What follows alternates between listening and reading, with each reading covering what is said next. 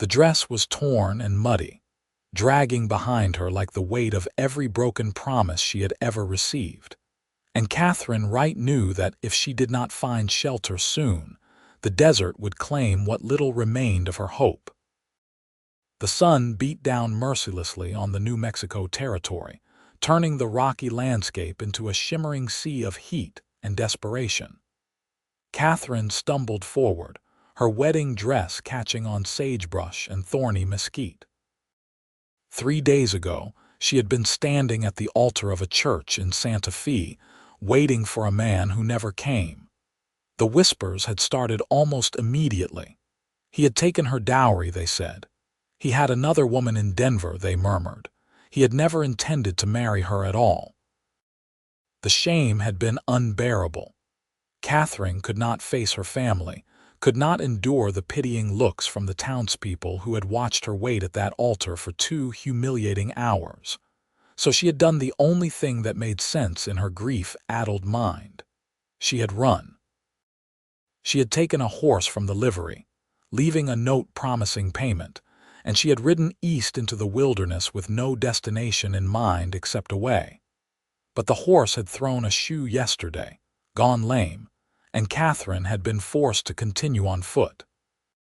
She had no supplies, no water, and no idea where she was going. The wedding dress, which had once represented all her dreams of a future, now felt like a burial shroud. Her throat was parched, her lips cracked and bleeding. Each step sent sharp pains through her feet where the delicate wedding slippers had worn through. She knew she was dying. Part of her welcomed it. At least death would be private, away from the gossip and the shame. Through the wavering heat, she saw something that might have been a mirage. Buildings, a fence, signs of civilization. Katherine forced her legs to move faster, desperation giving her strength she did not know she possessed. As she drew closer, she could make out the shapes more clearly. A ranch. A substantial one, from the looks of it, with a main house, a large barn, corrals, and several outbuildings. She reached the fence and clung to it, using it to pull herself forward. Her vision was darkening at the edges. Just a little farther, just a few more steps. The ground rushed up to meet her, but before she hit the dirt, strong arms caught her. Katherine looked up into the most striking pair of green eyes she had ever seen, set in a face that was all hard angles and sun-bronzed skin. "Easy now," a deep voice said. "I've got you." She tried to speak, but her throat would not cooperate. Everything went black. When Katherine woke, she was lying in a bed in a room she did not recognize. The walls were rough-hewn wood, decorated with simple furnishings that spoke of masculine practicality rather than feminine comfort. A pitcher of water sat on the bedside table, and she reached for it with trembling hands, drinking deeply despite the way her stomach protested. The door opened, and the man from outside entered, carrying a tray. He was tall, she realized now, well over 6 feet, with dark hair that curled slightly at his collar and those remarkable green eyes. He wore dusty ranch clothes and moved with the easy confidence of a man comfortable in his own skin. "You are awake," he said, setting the tray down. "That is good. You had me worried there for a spell. I am Kane Keller. This is my ranch, the Double K, about 15 miles east of Taylorsville." "Taylorsville," Katherine repeated, her voice barely a whisper. "I do not even know where that is." "New Mexico territory," Kane said, sitting down in a chair by the bed but maintaining a respectful distance. "About 60 miles east of Santa Fe, if that helps you get your bearings. You want to tell me why you were wandering around in a wedding dress in the middle of the desert?" The kindness in his voice broke something inside her. To her horror, Katherine felt tears streaming down her face. She tried to stop them, tried to maintain some shred of dignity, but the past 3 days crashed over her like a wave. Kane stood and handed her a handkerchief, then quietly left the room. When she had composed herself somewhat, He returned with a cup of something warm that smelled like beef broth. "Drink this," he said. "You need to get your strength back before we talk about anything else. My housekeeper, Maria, left some clothes for you too. They belonged to my mother. She passed 5 years ago, but I kept some of her things. You are about the same size, I think." "Thank you," Katherine managed. "I am sorry to be such trouble." "No trouble," Kane said simply.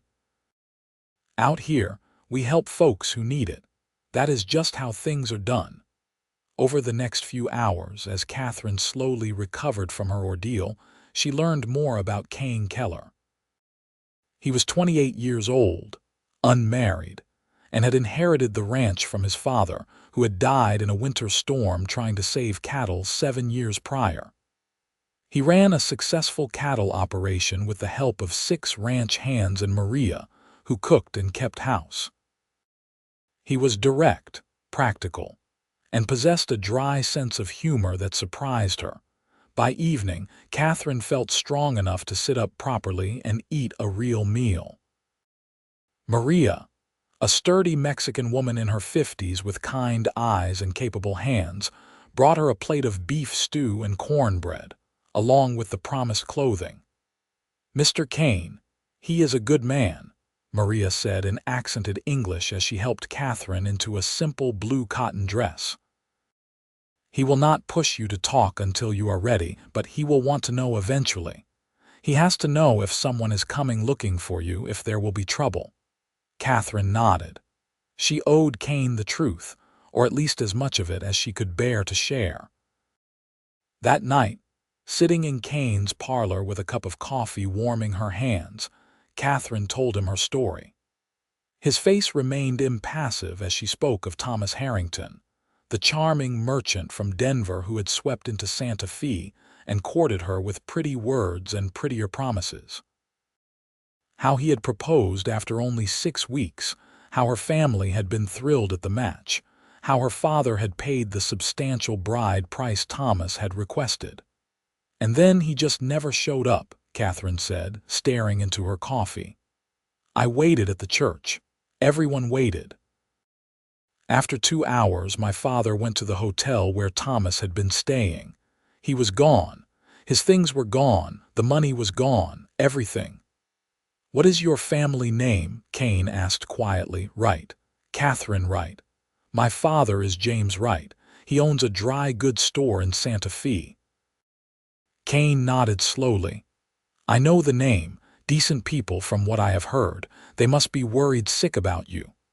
"I left a note," Katherine said. "I told them I needed time. I could not stay there with everyone knowing what had happened. I was so stupid, so gullible."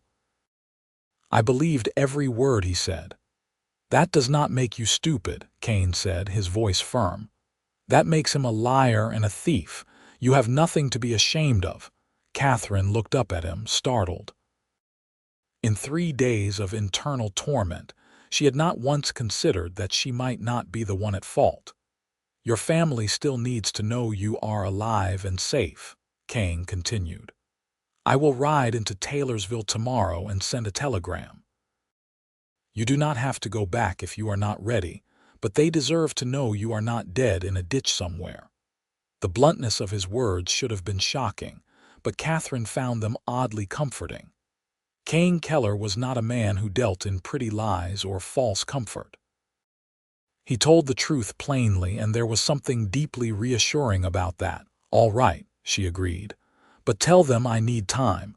Tell them I am safe and will write when I am ready." "Fair enough," Kane said. He stood and stretched, his joints popping. "You take my room tonight." "I will bunk with the hands in the bunkhouse." "I cannot put you out of your own bed," Katherine protested. "You already did," Kane said with the hint of a smile. "And I am not about to take it back and make you sleep on the floor. We will figure out a more permanent arrangement tomorrow." The more permanent arrangement turned out to be the small bedroom that had belonged to Kane's mother. Over the next week, Katherine slowly settled into life on the Double K Ranch. She insisted on earning her keep, and Maria welcomed the help with the cooking and cleaning. Katherine discovered she enjoyed the simple, honest work of maintaining a household in a way she never had back in Santa Fe, where there had always been servants to do the actual labor. She also discovered that she enjoyed watching Kane work.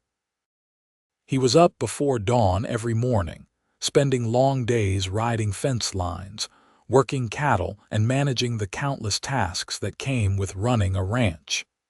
He was patient with his animals, fair with his men, and possessed a quiet strength that drew people to him. The ranch hands treated Katherine with courtesy, tipping their hats and calling her Madam, but keeping a respectful distance. She learned their names. Old Pete, who had worked for Kane's father, young Tommy, barely 18 and full of enthusiasm, the brothers Jack and Jim, taciturn but hardworking, Carlos, who could rope a steer faster than anyone, and Frank, who played harmonica beautifully on quiet evenings. Katherine found herself healing in ways that had nothing to do with her physical recovery from the desert. The work was grounding. The routine was comforting.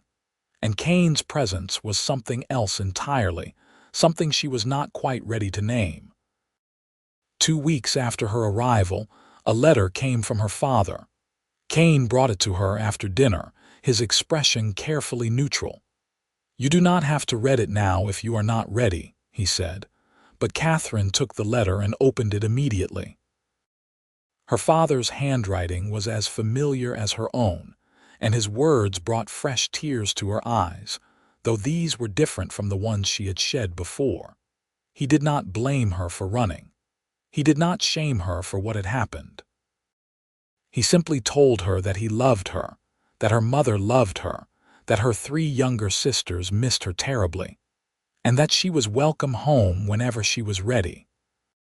He also told her that the sheriff had put out a warrant for Thomas Harrington, though they all knew the chances of finding him were slim. "Good news or bad?" Kane asked quietly. "Good," Katherine said, wiping her eyes. "They want me to come home. They are not angry. And are you going to go?" Katherine looked at Kane, really looked at him. In 2 weeks, she had come to know him better than she had known Thomas in 2 months.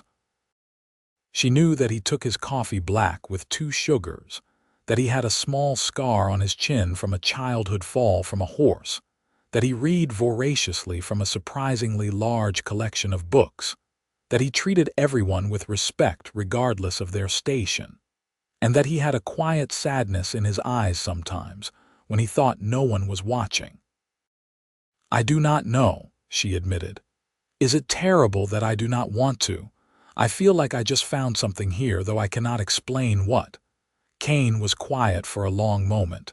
When he spoke, his voice was careful. "Katherine, you are welcome to stay here as long as you need. You pull your weight, Maria likes you, and the hands respect you. But you should make that decision based on what you want, not because you are running away from something." "What if it is both?" Katherine asked. "What if I am running from Santa Fe but also running toward something here?" "Then I guess you need to figure out what that something is," Kane said. That night, Katherine lay awake in her small room, listening to the sounds of the ranch settling in for sleep. The distant lowing of cattle, the whisper of wind through the eaves, the creak of wood adjusting to the cooler night air. She thought about her family in Santa Fe, about the life she had expected to have as Thomas Harrington's wife. Then she thought about the life she had been living for the past 2 weeks, the satisfaction of a day's honest work, the beauty of the vast New Mexico sky, and the way her heart beat a little faster every time Kane Keller smiled at her. She had been so certain that Thomas was her future. She had built an entire imagined life in her mind, complete with a house in Denver and children and social standing. But that future had been built on lies. This life, this uncertain, unplanned life on a cattle ranch in the middle of nowhere, was real. The question was whether she was brave enough to reach for it. The answer came to her slowly over the next few weeks. Katherine wrote to her family, telling them she was staying at the Double K Ranch as a guest of Kane Keller, a respected rancher who was known to her father by reputation. She assured them she was well chaperoned by Maria and that she needed more time before returning to Santa Fe. Her father's return letter was worried but understanding. Her mother's was more pointed, asking pointed questions about Kane's character and intentions. Katherine found herself laughing as she read her mother's letter aloud to Maria while they worked on a complicated mending job. "She wants to know if Mr. Keller has been a perfect gentleman," Katherine said. "She also wants to know his religious affiliation, his financial standing, and whether he has any unseemly habits." Maria chuckled. "Your mother is a wise woman. These are good questions to ask." "He has been more than a gentleman," Katherine said. "He has been a friend. I do not think he sees me as anything other than someone who needed help." "Then you are not paying attention," Maria said bluntly. "That man looks at you like you hung the moon and stars, but he is too honorable to say anything while you are vulnerable and living under his roof. He would not take advantage." Katherine's hand stilled on the shirt she was mending. "He does. Every day. Why do you think he always volunteers to work near the house? Why do you think he comes in for lunch now when he used to eat with the hands? Why do you think he asks me every morning how you slept?" A warm feeling spread through Katherine's chest. She had been afraid to hope, afraid to see what might be growing between them because she had been so wrong about Thomas. But Kane was nothing like Thomas. Thomas had been all flash and charm, making grand gestures and pretty speeches. Kane showed his character through his actions, through his steadiness, through the way he treated every living creature with respect and care. "What do I do?" Katherine asked. "You wait," Maria said wisely. "And you let him know you might be interested in staying. The rest will work itself out." The opportunity came sooner than Katherine expected. A week later, Kane came in for dinner looking troubled. The hands had already eaten and gone to the bunkhouse, and Maria had retired to her small cottage behind the main house, leaving Kane and Katherine alone as they often were in the evenings. "What is wrong?" Katherine asked, setting a plate of roasted chicken and vegetables in front of him. Kane sighed and ran a hand through his hair. "I got word from Taylorsville today. There is a new family moving into the old Harrison place, about 3 miles west. The husband seems decent enough, but they have 6 children and not much in the way of resources. Winter is coming and I am worried they are not prepared." "What will you do?" Katherine asked, though she already knew the answer. "Help them, I suppose. Send over some beef, check their roof and fences, make sure they have enough firewood. It is what my father would have done." Katherine smiled. "You are a good man, Kane Keller." He looked up at her, something intense flickering in his green eyes. "I try to be. My father taught me that out here we are all we have. We take care of each other because no one else will." "Is that why you took me in?" Katherine asked quietly. "Because it was the right thing to do." Kane set down his fork carefully. "At first, yes. When I saw you collapse by my fence in that torn wedding dress, I did what any decent person would do. But Katherine, it has been more than a month now, and I am going to be honest with you because I cannot keep pretending." Katherine's heart began to race. "Honest about what?" "You are not lost anymore," Kane said, his voice rough with emotion. "You found your way to me. And I know the timing is terrible. I know you have been through hell. I know I should keep my mouth shut and let you heal, but I have to tell you the truth. I am falling in love with you. I think I started falling that first day when you looked up at me with those brave eyes, and I have been falling every day since." The words hung in the air between them, honest and raw and terrifying. Katherine felt tears prickling her eyes, but these were not tears of sadness or shame. "I thought I was going crazy," she whispered. I thought I was just broken from what happened with Thomas, confusing gratitude with something else. But Kane, I feel it too. I wake up looking forward to seeing you. I find excuses to be wherever you are. I go to sleep thinking about the way you laugh at something funny one of the hands said, or the way you are so gentle with the animals, or the way you listen when I talk like what I have to say actually matters. Kane stood up so fast his chair nearly tipped over. He crossed to her in 3 long strides, and then his hands were cupping her face with a tenderness that made her breath catch. "It matters," he said fiercely. "Everything you say matters.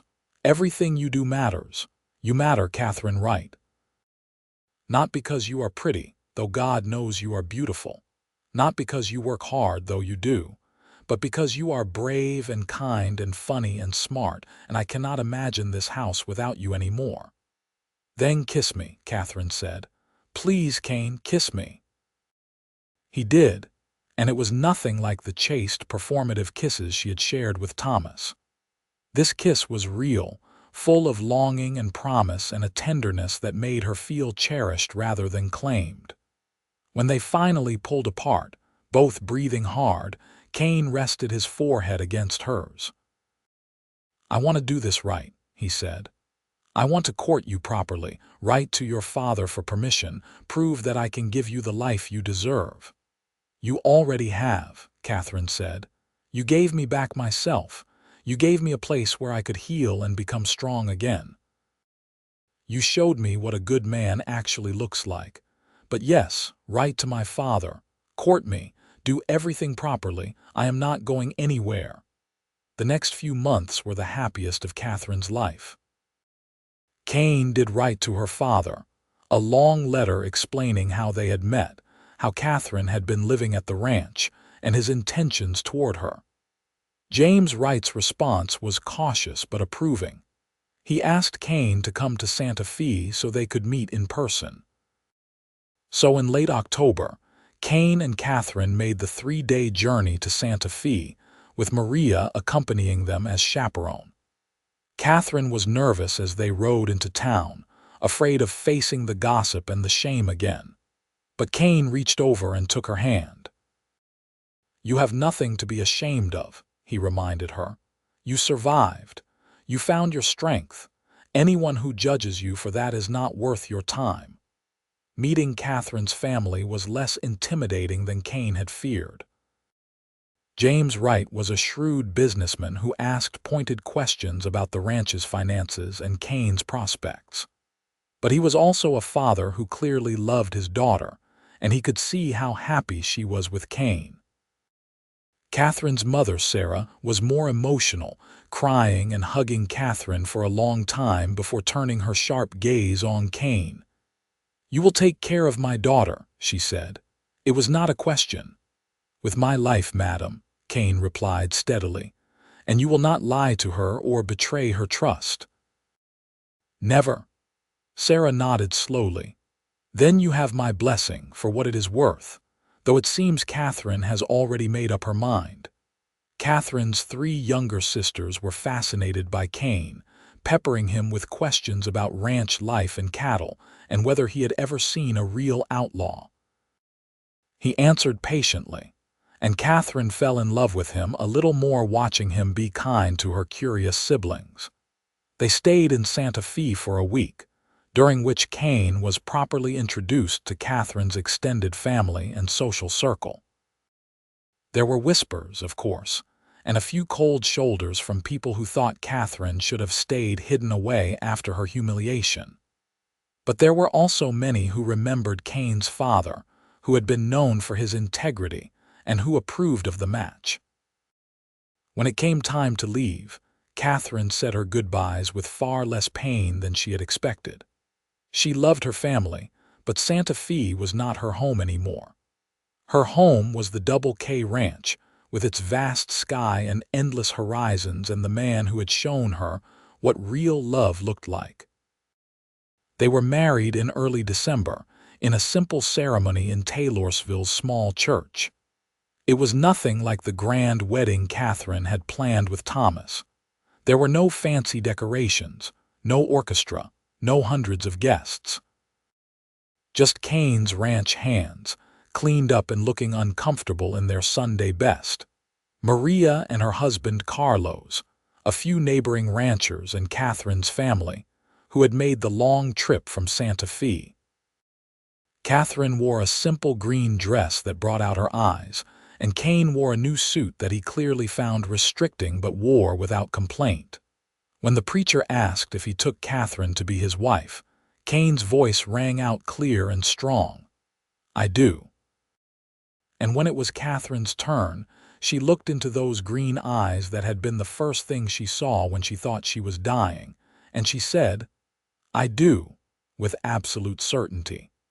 The kiss was chaste and brief, appropriate for a church wedding, but Kane's eyes promised more for later.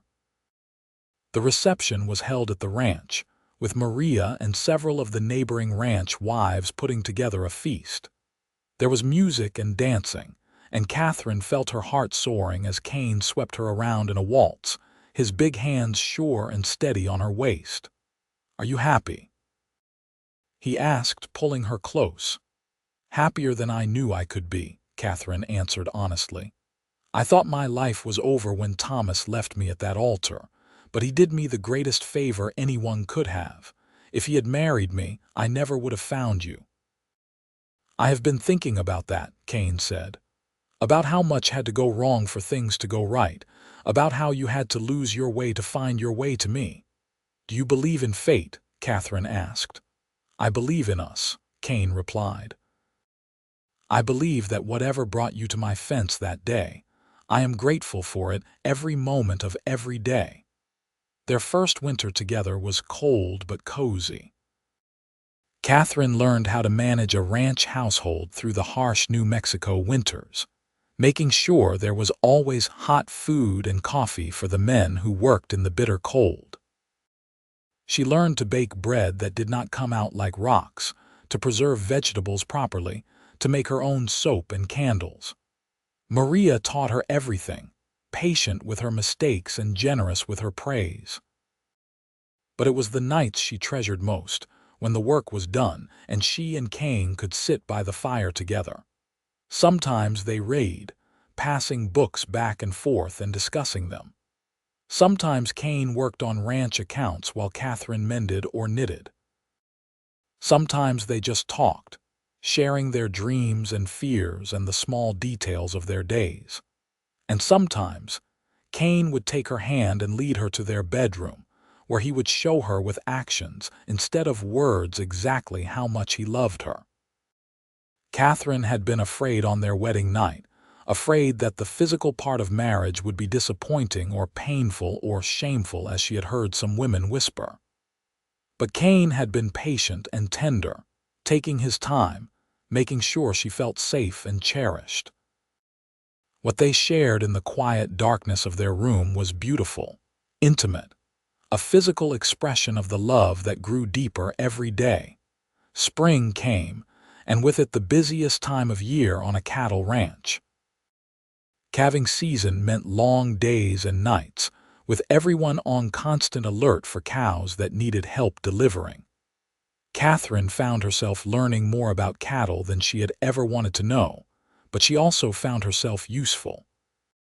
She could spot signs of distress in an animal, could assist with difficult births, could care for weak or orphaned calves. One night in late March, Katherine and Kane were in the barn with a heifer having her first calf. It was a difficult birth, and Kane was worried they might lose both cow and calf. But Katherine stayed calm, following Kane's instructions exactly, and together they managed to bring a healthy bull calf into the world. Afterward, sitting in the hay with the exhausted mother cow and her nursing calf, Kane pulled Katherine close. "You are amazing, do you know that?" he said. "A year ago, you were a merchant's daughter who probably never touched a cow. Now look at you." "I never knew I could be this person," Katherine said. "The life I thought I wanted, the life I would have had with Thomas, it would have been so small compared to this. I would have spent my days planning dinner parties and managing servants and trying to be the perfect society wife. But here, I am actually living. I am doing things that matter. I am making a real difference. You are, Kane agreed. The hands were talking the other day about how much better things run since you came. Maria said you have made this place feel like a real home again. Because it is my home, Katherine said. You are my home. In May, Katherine realized her monthly courses were late. She waited another week, not wanting to get her hopes up, before telling Maria her suspicions. Maria's face broke into a wide smile. "A baby," she said. "Oh, this is wonderful news. But we should be sure before you tell Mr. Kane. I will ride into town tomorrow and fetch the doctor." Dr. Williams confirmed what Katherine already knew in her heart. She was pregnant, about 8 weeks along by his estimation, and appeared to be perfectly healthy. He gave her advice about diet and rest, warned her about what symptoms to watch for, and told her to send for him immediately if she had any concerns. That night, Katherine waited until after dinner, when she and Kane were alone in the parlor. Her hands were shaking as she poured his coffee. "I have something to tell you," she said. Kane looked up, immediately alert to the seriousness in her tone. "What is wrong?" "Nothing is wrong," Katherine said quickly. "Everything is right. Kane, I am pregnant. We are going to have a baby." For a moment, Kane just stared at her. Then he was on his feet, crossing the room, lifting her up and spinning her around despite her laughing protests. "A baby," he said, wonder in his voice. "We are going to have a baby. Katherine, I cannot believe it." "I mean I can. Obviously we have been trying, but I did not think it would happen so soon. Are you feeling all right? What did the doctor say? Do you need to rest? Should you even be working?" Katherine laughed and cupped his face in her hands. "I am fine. The doctor said I am perfectly healthy and can continue my normal activities as long as I am careful. Pregnant women do not break, Kane. Your mother probably worked right up until her time came. But you are not my mother, you are you, and you are precious to me," Kane said. He placed a gentle hand on her still flat stomach. "Both of you are precious to me." The pregnancy progressed smoothly through the summer. Katherine bloomed with health, her skin glowing and her eyes bright.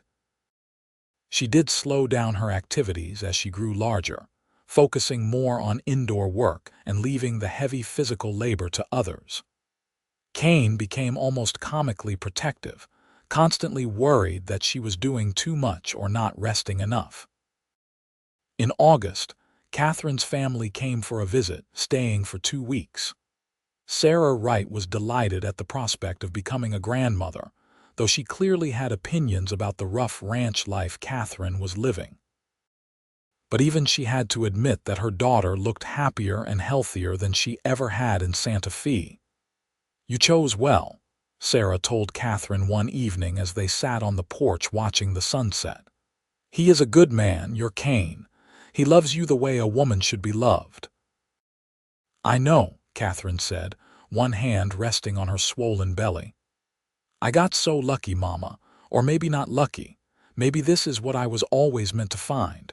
Maybe I had to go through all that pain and humiliation to end up exactly where I was supposed to be." "Maybe," Sarah agreed. "But luck or fate or whatever you want to call it, I am grateful.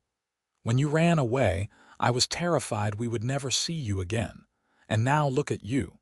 You are going to be a mother yourself soon." The baby came in late January, during one of the worst snowstorms the territory had seen in years.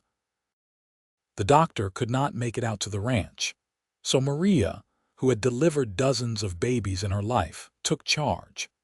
She was calm and competent, guiding Katherine through the long hours of labor while Kane paced outside the bedroom door, driving the ranch hands crazy with his worried energy. Finally, after 16 hours, Katherine gave birth to a healthy, squalling baby boy. Maria cleaned him up and placed him in Katherine's arms, and Katherine felt her heart expand in a way she had not known was possible. When Kane was finally allowed into the room, he stood in the doorway for a long moment, just staring at his wife and son with an expression of such love and awe that Katherine felt tears streaming down her face. "Come meet your son," she said softly. Kane crossed to the bed and sat down carefully, reaching out to touch the baby's tiny hand with one finger. The baby's fingers immediately closed around Kane's finger, and Kane made a sound that was half laugh, half sob. "He is perfect," Kane whispered. "Katherine, he is absolutely perfect." "What should we name him?" They had discussed names throughout the pregnancy, but Katherine had insisted on waiting until they met the baby to decide for sure. "I want to name him James, after my father," she said. "But call him Jamie, so he has his own name too." "Jamie Keller," Kane said, testing it out. "I like it. James Kane Keller. What do you think, little man? Do you like your name?" Baby Jamie, of course, had no opinion on the matter, being far too busy trying to figure out how to get his fist into his mouth. Life with a newborn was exhausting but joyful. Katherine had help from Maria and occasional assistance from the neighboring ranchers' wives, who came by with food and advice and offers to hold the baby while Katherine napped. Kane was a devoted father, taking over as much of the baby care as he could, learning to change diapers and walk the floor with a fussy infant at 2 in the morning. As winter gave way to spring, Katherine marveled at how much her life had changed. 2 years ago, she had been standing at an altar in Santa Fe, waiting for a man who would never come. Now she was a rancher's wife and mother, living a life she never could have imagined. She was stronger than she had ever been, both physically and emotionally. She had found her place in the world, and it was here, on this ranch, with this man and this child. Jamie grew quickly, as babies do, changing from a tiny, helpless newborn to a chubby, smiling infant who clearly recognized his parents and responded to their voices. He had Kane's green eyes and Katherine's smile, and everyone who saw him said he was the most beautiful baby they had ever seen, which Katherine knew was the biased truth of proud parents everywhere. When Jamie was 6 months old, Katherine's family came for another visit, this time bringing her youngest sister, Emma, who was 17 and full of questions about ranch life. Emma was enchanted with baby Jamie and with the romance of Katherine and Kane's story. "I want to meet someone like that," Emma sighed one evening. "Someone who will love me the way Kane loves you." "Then do not settle," Katherine advised. "Do not marry someone just because it seems like a good match or because you think you should. Wait for someone who makes you feel like you are the most important person in the world. Wait for someone who sees the real you and loves that person." That is what Kane did for me. He saw me at my absolute worst, broken and lost and ashamed, and he still saw someone worth loving. "Did you know right away that you loved him?" Emma asked. Katherine thought about it. "No. At first I was just grateful, then I was comfortable, then I was interested. The love grew slowly, built on respect and trust and genuine liking. It was not like what I felt for Thomas, which was all excitement and passion and drama. What I feel for Kane is deeper, steadier, stronger. It is the difference between fireworks and a hearth fire. Fireworks are exciting, but they burn out quickly. A hearth fire keeps you warm through the long winter nights." The years passed, marked by the changing seasons and the rhythm of ranch life. Jamie grew into a toddler, then a little boy, curious and adventurous and clearly destined to be a rancher like his father. When he was 2, Katherine became pregnant again, and in the spring she gave birth to a daughter they named Sarah Emma, after both her mother and her sister. Sally, as they called her, was a calm, content baby who seemed happy to watch the world go by with her big blue eyes. She was different from Jamie, who had been demanding and energetic from the start. Sally was patient, thoughtful, observing everything carefully before making her move. The ranch continued to prosper under Kane's management. He had a gift for knowing when to expand and when to consolidate, when to take risks, and when to play it safe. He treated his ranch hands fairly, paying them well and making sure they had good food and comfortable quarters, which meant he had men who were loyal and hardworking. Several of the hands had been with him for years, and they were almost like family. Tommy, the young cowboy who had been barely 18 when Katherine first arrived, had grown into a confident, capable foreman. He had married a girl from Taylorsville, and they had 3 children of their own. Old Pete had finally retired, spending his days whittling on the bunkhouse porch and telling improbable stories to anyone who would listen. Carlos, Maria's husband, still worked the ranch, though he was slowing down with age. Katherine herself had become a well-respected figure in the small community around Taylorsville. She helped organize a school so the ranch children could get an education, taught Sunday school at the church, and served as a midwife for several area births under Maria's supervision. She was known for her kindness, but also for her strength. A woman who could deliver a breech calf or organize a church social with equal competence. Through it all, her love for Kane only grew deeper. They still sat together by the fire on winter evenings. They still talked for hours about everything and nothing. They still made love with a passion and tenderness that had not diminished with time or familiarity. If anything, knowing each other so well only made their connection stronger. On their 5th wedding anniversary, Kane gave Katherine a beautiful wooden rocking chair that he had spent months secretly building in the barn workshop. "For all the babies," he said with a smile. "Past, present, and future." "Future?" Katherine asked with a raised eyebrow.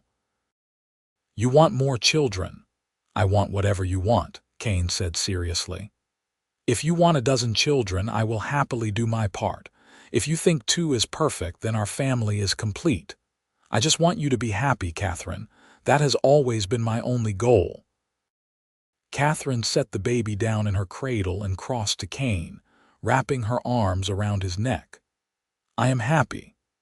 I am so happy that sometimes I am afraid I will wake up and discover this has all been a dream, that I am still in the desert, dying of thirst, and this whole life has been a hallucination." "It is real," Kane promised, holding her close. "I am real. Our children are real. This life we have built together is real. And Katherine, I love you more today than I did the day we got married, and I will love you more tomorrow than I do today. That is how it works with us. It just keeps growing." They did have more children eventually. Katherine gave birth to twin boys when Sally was 3, named Joseph and Joshua. The twins were a handful, identical and mischievous, and constantly getting into trouble. Then, when Katherine was 32 and Kane was 38, they had one more surprise baby, a girl they named Rose who looked exactly like Katherine, and had her father wrapped around her tiny finger from the moment she drew her first breath. Life on the Double K Ranch was full and busy and occasionally chaotic, with 5 children ranging from a baby to a 10-year-old. But it was also full of love and laughter, and the deep satisfaction that comes from building something real and lasting. Katherine never forgot where she had come from, though. She never forgot the girl in the torn wedding dress, lost in the desert, certain her life was over. She kept that memory close, not as a source of pain, but as a reminder of how far she had come. Sometimes, when she was particularly tired or overwhelmed, she would stand on the porch and look out at the vast New Mexico landscape that had become her home. She would think about that day when she had stumbled up to Kane's fence, more dead than alive. She would remember his arms catching her, his voice saying, "I have got you." He had been right. He had her. He had always had her from that very first moment, though neither of them had known it yet. She had not been lost. She had been finding her way to exactly where she was meant to be. Kane would often find her like that, standing on the porch lost in thought. He would come up behind her, wrap his arms around her waist, and rest his chin on her shoulder. "What are you thinking about?" he would ask, and Katherine would lean back against him, solid and warm and real, and smile. "Just remembering," she would say. "Just being grateful." The years continued to roll by. Jamie grew into a fine young man ready to take over the ranch someday. Sally became a teacher, dividing her time between helping her mother with the younger children and working at the school Katherine had helped establish. The twins, though still prone to mischief, showed signs of becoming skilled ranchers. And little Rose, well, Rose was destined to do something special, though what that might be remained to be seen. Katherine's parents aged gracefully, making annual trips to the ranch until James's health made travel too difficult.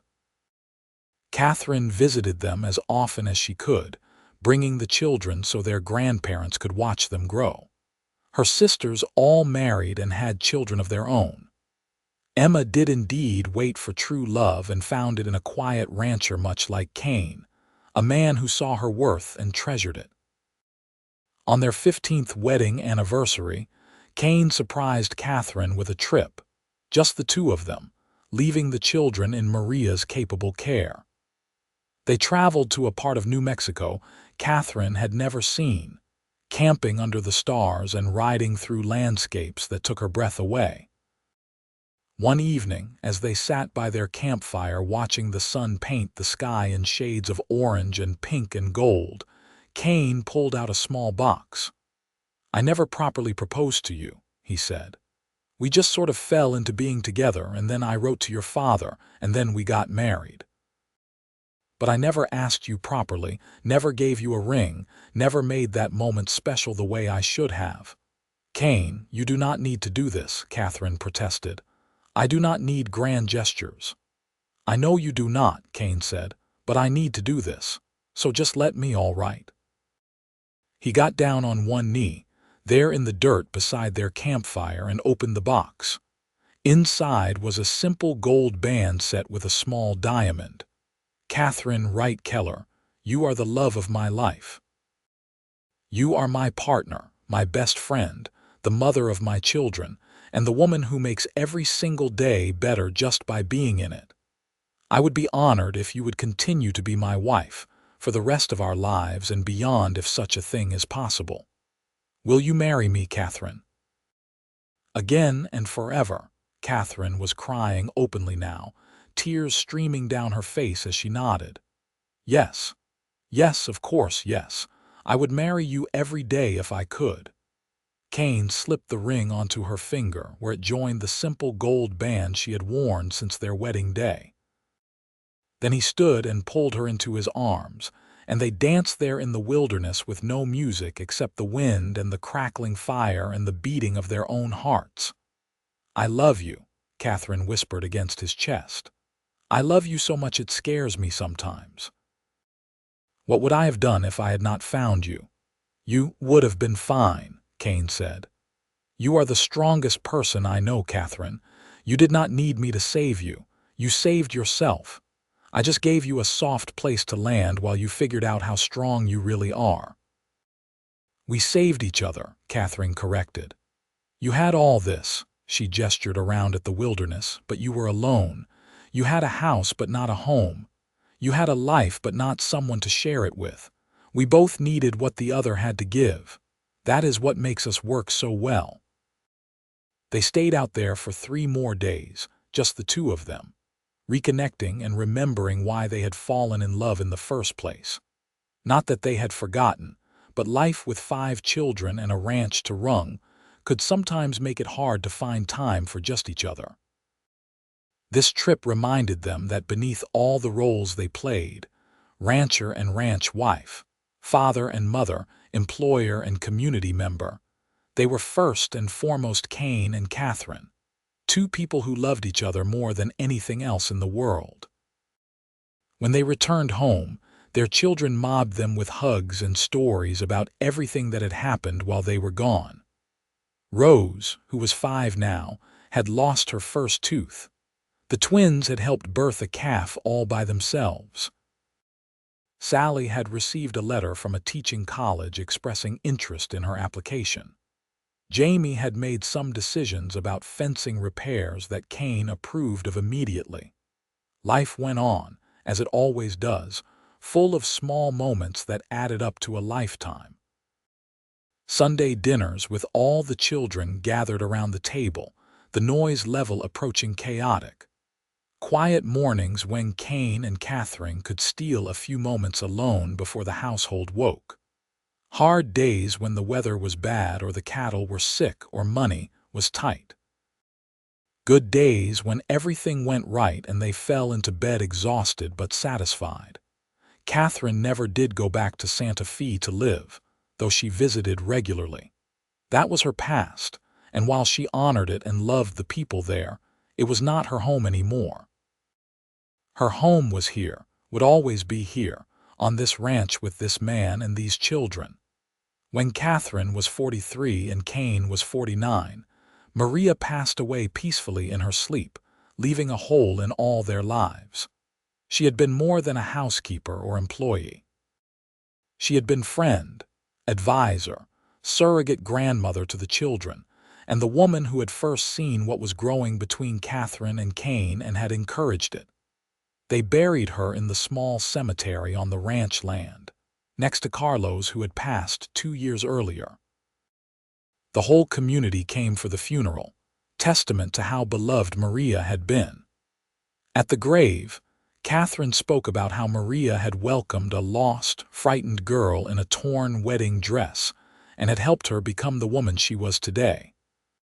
"She taught me how to be strong," Katherine said, her voice breaking.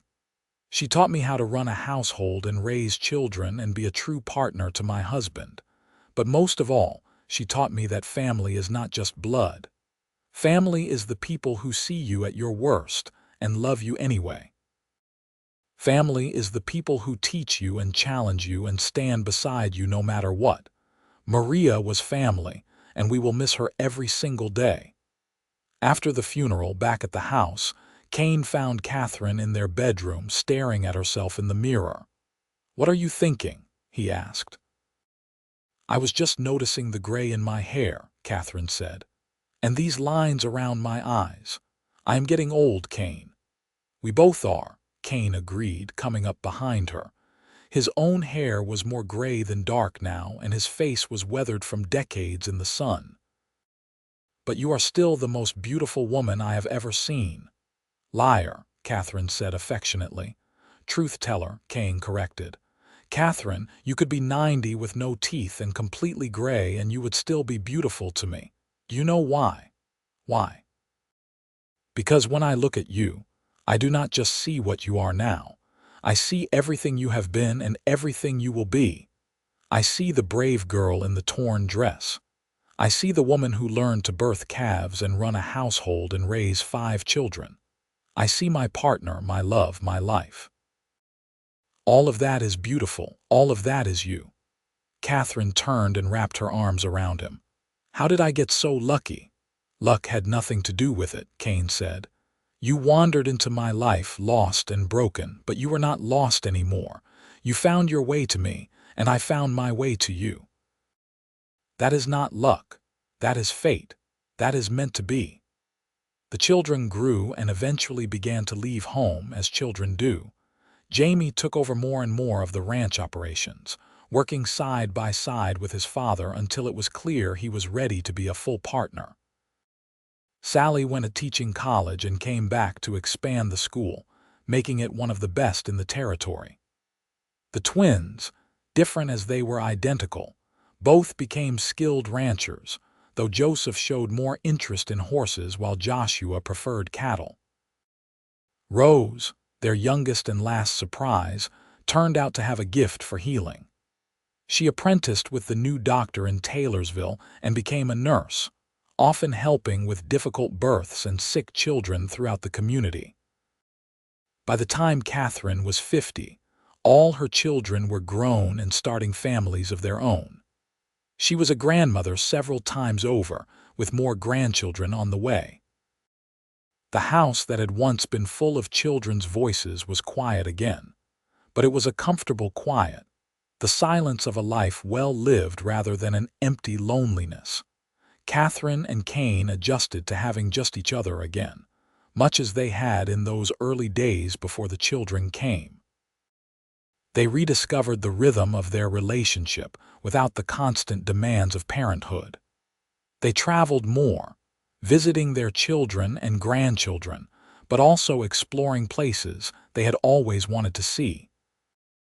On a crisp autumn day, when Katherine was 55 and Kane was 61, they rode out together to the place where she had first stumbled onto his land. It took some searching to find the exact spot, but eventually Katherine recognized a distinctive rock formation.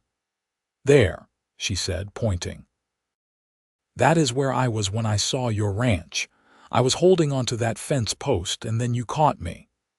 They dismounted and stood there together, looking back toward the ranch house visible in the distance.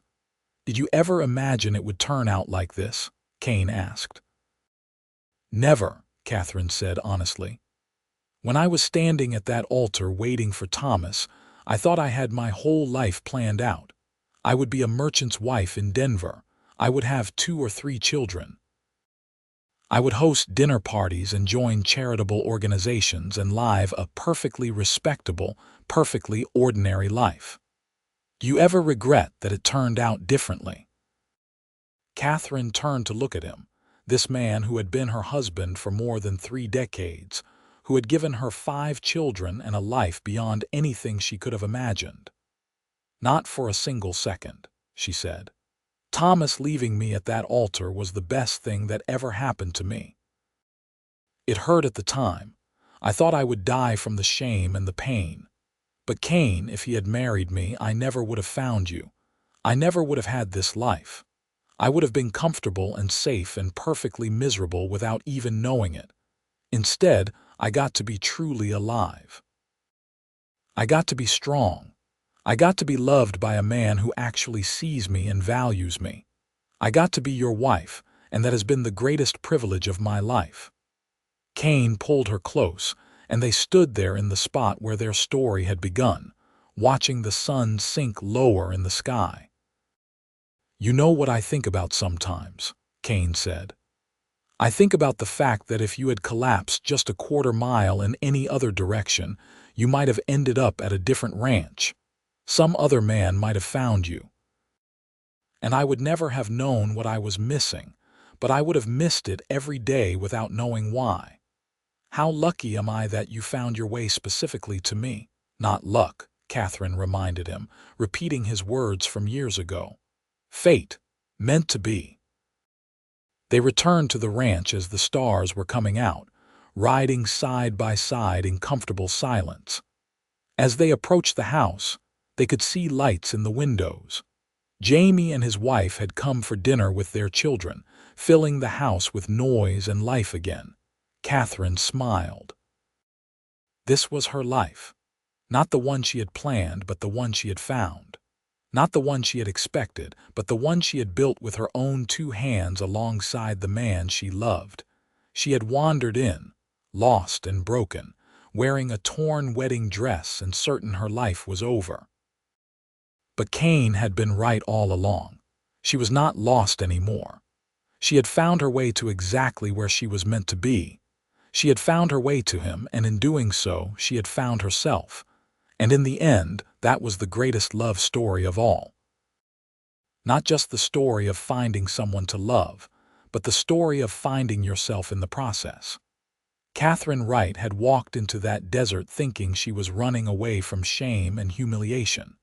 She had walked out of it stronger, braver, and ready to build a life that was truly hers.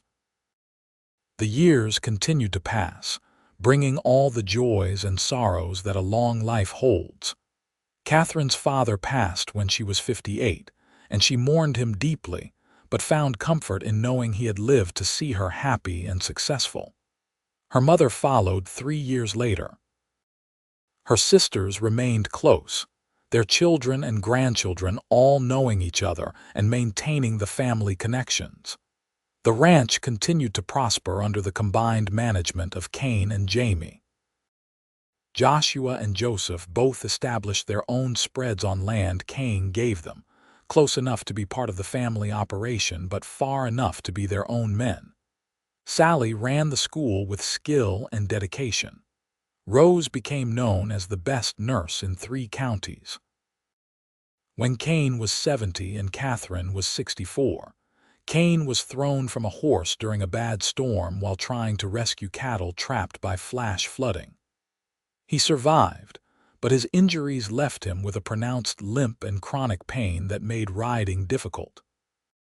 "This is it," he told Katherine as he recovered. "Time to fully turn the ranch over to Jamie. I am too old for this." "You are not old," Katherine protested. "You just need time to heal." But Kane was right.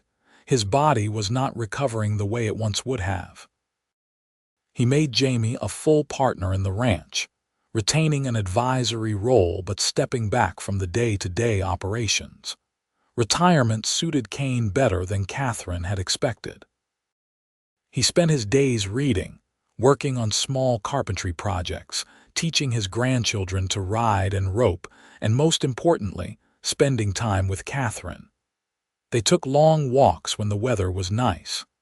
They sat on the porch in the evenings, watching the sun set over the land they loved. They talked for hours, never running out of things to say to each other even after nearly 4 decades of marriage. On their 40th wedding anniversary, all their children and grandchildren gathered for a huge celebration. There was so much noise and chaos that Katherine found herself slipping outside for a moment of peace. Kane, of course, noticed immediately and followed her. "Overwhelmed?" he asked. "Happily," Katherine said. "I just needed a moment to take it all in." 40 years, Kane. 40 years since we stood in that little church and promised to love each other for the rest of our lives. "Best decision I ever made," Kane said. "Me too," Katherine agreed. "Though to be fair, it was the easiest decision I ever made. By the time we got married, I was already so in love with you I could not imagine any other future." "You remember what you said to me the first time we talked about love?" Kane asked. "You said you thought you were going crazy, that you thought you were confusing gratitude with something else." "But Katherine, what we have has never been about gratitude. It has been about recognizing someone else's soul and knowing it belongs with yours." Inside, someone started playing the fiddle, the same instrument that had provided music at their wedding 40 years ago. Kane held out his hand. "May I have this dance, Mrs. Keller?" "Always, Mr. Keller." They danced there on the porch, Kane's limp making his steps uneven but neither of them caring. Around them, their children and grandchildren watched from the windows, seeing the foundation of their family, the love story that had made all their lives possible. Katherine rested her head on Kane's shoulder and closed her eyes, letting herself be transported back to that first dance, when everything was new and uncertain and full of promise. They had kept every promise they had made to each other. They had built a life, raised a family, created something lasting and real.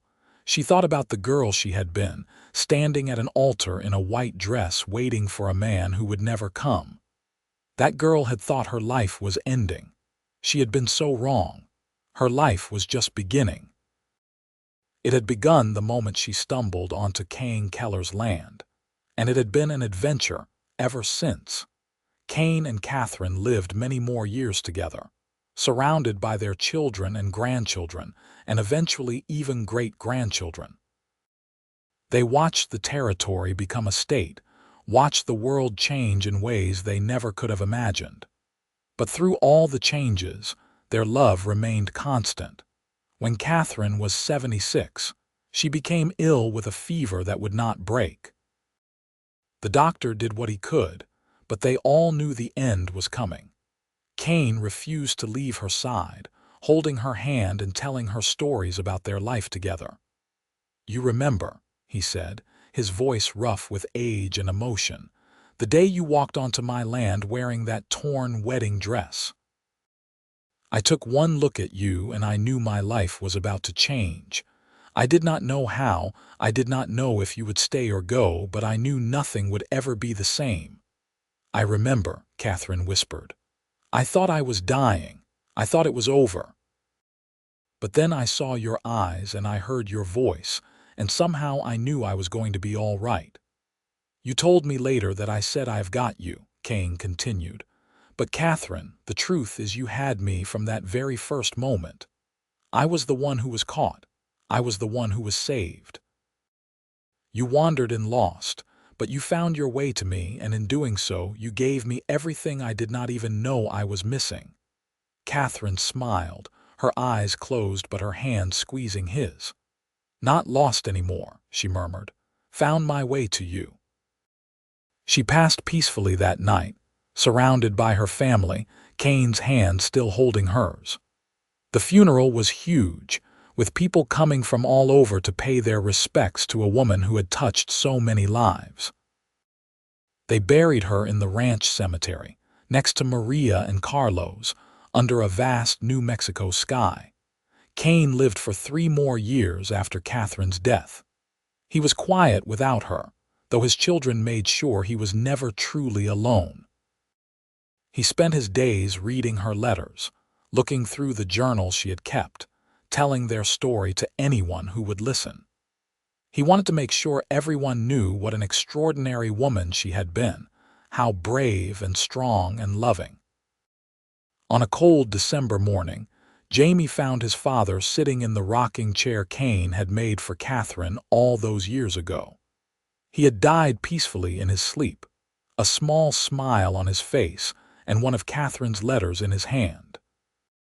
They buried him next to Katherine, and everyone agreed it was fitting. They had been partners in life, and now they were together in death. On the headstone, beneath their names and dates, their grandchildren had carved a simple inscription. She found her way to him, and they lived happily ever after. The Double K Ranch continued for generations, passed down through Jamie's line.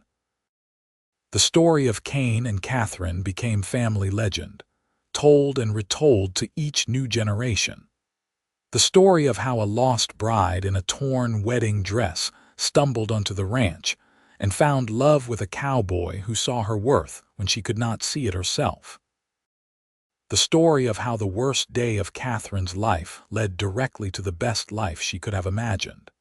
And sometimes, on quiet evenings when the sun was setting over the New Mexico landscape, the old-timers swore they could see 2 figures standing together by the fence line where it all began. A tall man with green eyes and a woman in a simple blue dress, holding hands and looking out over the land they loved, together for all eternity. The story of the lost bride who wandered in had become the story of a found love, a built life, a lasting legacy. It was a story that proved that sometimes the worst moments can lead to the best outcomes. That sometimes you have to lose your way to find where you are truly meant to be. And that real love, the kind that lasts a lifetime and beyond, is worth every hardship it takes to find it. Katherine Wright had walked into that desert thinking she was running away. But she had actually been running towards something, toward someone, toward the life she was always meant to live. She had found Kane Keller and he had found her, and together they had created something beautiful and lasting. She had not been lost at all. She had been exactly where she needed to be, taking exactly the journey she needed to take. Because every step, even the painful ones, had led her to Kane. And as he had told her on that first day, she was not lost anymore. She had found her way to him, and that had made all the difference.